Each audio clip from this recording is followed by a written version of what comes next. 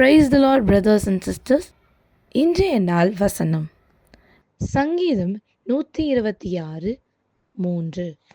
கர்த்தருடைய நாமத்துக்கு மகிமை உண்டாவதாக. நீங்கள் அநேக காரியங்களை குறித்து காத்திருக்கிற சூழ்நிலையில் இருக்கலாம். இது நடக்குமா, நடக்காதா, முடியுமா, முடியாதா என்ற கேள்விகள் இருக்கலாம். அதுக்கெல்லாம் பதிலாக தான் இன்றைய நாளில் கர்த்தர் உங்களுக்கு கொடுக்குற வாக்குத்தத்தம். கர்த்தர் உங்களுக்காக பெரிய காரியங்களை செய்வார். நீங்கள் மகிழ்ந்திருக்க போகிறீங்க அப்படின்னு கர்த்தர் உங்களுக்கு வாக்கு கொடுக்கிறார். கர்த்தரிடத்தில் மன மகிழ்ச்சியாக என்று வேதம் சொல்லுகிறது.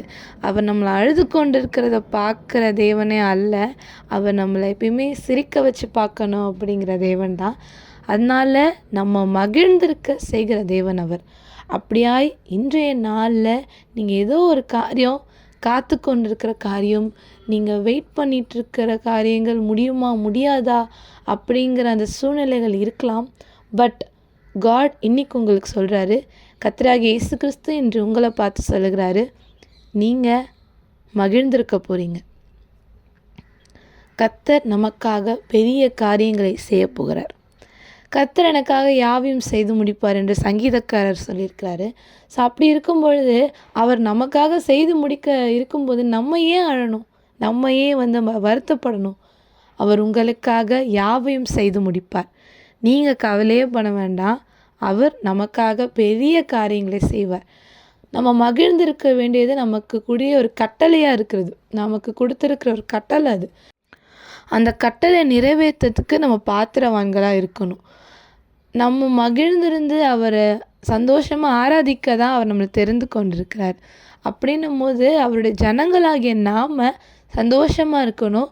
முதலாவது தேவனுடைய ராஜ்யத்தையும் அவர் நீதியும் தேடுங்கள், அப்பொழுது இவைகளெல்லாம் உங்களுக்கு கூட கொடுக்கப்படும் என்று வசனம் சொல்லுது. அப்போது நம்ம ஏன் அழணும்? அவரை தேடும் பொழுது எல்லாமே நமக்கு கூட கொடுக்க போகிறோம். நம்ம அவரை தேடும் பொழுது நம்மளை தேடி எல்லா ஆசீர்வாதங்களும் வரும். ஸோ அப்படியாய் இன்று கர்த்தர் உங்களுக்கு வாக்கு கொடுக்கிறார், நான் பெரிய காரியங்களை செய்து கொடுப்பேன், நீ மகிழ்ந்திருக்க போகிற, அதனால் அழாத, சோர்ந்து போகாத, எல்லாத்தையும் நான் சந்தோஷமாய் மாற்றி கொடுப்பேன், உங்கள் துக்கம் சந்தோஷமாய் மாறும் என்று கர்த்தர் உங்களுக்கு வாக்கு கொடுத்து இன்றைய நாளை ஆசீர்வதிக்கிறார். ஜெபிக்கலாம். எங்களை பரிசுத்த பரலோக பிதாவை துதிக்கிறோம், ஸ்தோத்திரிக்கிற தகப்பனே. அப்பா, இப்பொழுதும் கூட இந்த நாளில் இந்த வார்த்தையை கேட்ட ஒவ்வொருத்தரும் கருத்தில் ஒப்பு கொடுக்குறேன் தேவன். அப்பா, உங்கள் தேவைகளை சந்திங்க, குறைவுகள் நிறைவாக்குங்க. யாராவது பலவீனப்பட்டிருந்தா அந்த பலவீனங்கள் முற்றிலுமாய் பலனாய் மாறட்டும்.